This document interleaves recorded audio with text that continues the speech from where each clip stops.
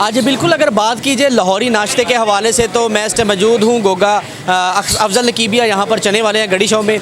इनकी अगर बात की जाए तो आज ये देख सकते होंगे किस तरीके से यहाँ पर जो है लोग नाश्ते के लिए पहुँचे हुए हैं और इसके साथ साथ नाश्ता जो है गर्मा गर्म कुलचे लग रहे हैं तीलों वाले गर्म, इसके साथ साथ छोटे के पाए भी हैं, बोंग है, बड़े के पाए हैं, पराठे हैं, चाय है। इस तरफ कैमरामैन दिखा रहा होगा मुमताज़, ये देख सकते होंगे यहाँ पर आप के बाकायदा से यहाँ पर जो है चिकन मटन चने भी होते हैं, इसके अलावा अंडा भी है, कोफ्ता भी है।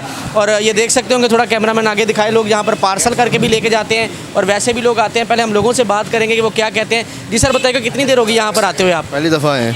तो कैसा टेस्ट है इनका? वैसे ये टेस्ट करने के बाद पता चलेगा। बहुत शुक्रिया जी। आप देख सकते होंगे ये तो पहली मरतबा इनका क्या नाम फर्स्ट टाइम आए।